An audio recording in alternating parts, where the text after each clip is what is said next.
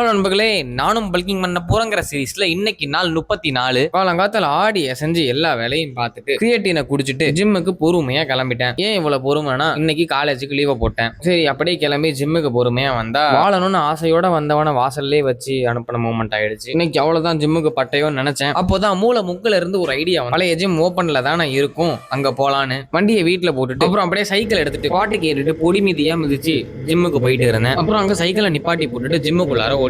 இன்னைக்கு எனக்கு நெஞ்ச எலும்பு ஒரு கோட். நண்பர்களே, எனக்கு ஒரு டவுட். இந்த ஜிம்ல பெஞ்ச் பிரஸ் போடும்போது 50 அசால்ட்டா போயிடுச்சு. ஆனா அந்த ஜிம்ல போடும் போது 30 முக்குது. அது ஏன், என்ன காரணம்னு தெரிஞ்சுச்சுன்னா கீழே கமெண்ட்ல போட்டுட்டு போங்க. நண்பர்களே, எல்லாரும் வீடியோல பார்த்துட்டு தொப்பை இருக்குன்னு சொல்றீங்க. ஆனா வந்துட்டு எனக்கு தொப்பை இல்ல. அப்போ வயிறு முன்னாடி 3 இன்ச்சு தள்ளிட்டு நிக்கும். அது ஏன்னு தெரியல. அது தெரிஞ்சாலும் கீழே சொல்லிட்டு போங்க நண்பர்களே. அப்புறம் ஒர்க் அவுட்லாம் முடிச்சு ஜிம்ல இருந்து ஜூட் விட்டுட்டேன். அங்கிருந்து கிளம்பி பொடி மீதியா மிதிச்சு வீட்டுக்கு வந்துட்டேன். வீட்டுல குளிச்சாதான் சாப்பாடுன்னு சொல்லிட்டாங்க. அப்புறம் அப்படியே போய் குளிச்சுட்டு வந்துட்டேன். அப்புறம் காலை சாப்பாடை சாப்பிட்டு தேவையான பொருட்கள் எல்லாம் எடுத்து கொட்டி அரைச்சிட்டு 1/2 லிட்டர் பால் ஊத்த வேண்டிய இடத்துல 3/4 லிட்டர் ஊத்திட்டேன். சரி, எல்லாமே உடம்புக்கு தானே போகுதுன்னு விட்டுட்டேன். அதுக்கப்புறம் இருக்கிற குப்பையெல்லாம் போய் கொட்டிட்டு வான்னு சொல்லி அனுப்பி விட்டாங்க. வெளியே போற சமாச்சாரம் ஒண்ணு இருந்தது. அப்ப வேண்டிய ப்ரொடெக்ஷன் எல்லாம் எடுத்து அப்பிட்டு வீட்டுல இருந்து கிளம்பிட்டேன். அப்புறம் சைக்கிள்ல பொடி மிதியா மிதிச்சு நண்பர் வீட்டுக்கு போனா கதவை சாத்திட்டு எங்கேயோ கிளம்பிட்டு இருந்தாப்ல. இளநீ வாங்கணும்னு சொல்லிட்டு எண்ணெய் இழுத்துட்டு போயிட்டாப்ல. அப்படியே இளநியை வாங்கிட்டு வீட்டுக்கு தான் போறாருன்னு நினைச்சு அவர் பின்னாடியே போயிட்டு இருந்தா நேரா எங்கேயோ கேர்ள்ஸ் ஹாஸ்டல் பக்கமா போய் நிக்கிறாப்ல. கொடுக்க வேண்டிய சமாச்சாரத்தை எல்லாம் கொடுத்துட்டு சைக்கிளை தள்ளிட்டு வீட்டுக்கு போயிட்டு இருந்தோம். தம்பி வீட்டுல போயிட்டு யூடியூப் வீடியோ எல்லாம் பார்த்துட்டு ஒரு கன்னு வச்சிருந்தாப்ல. இப்படி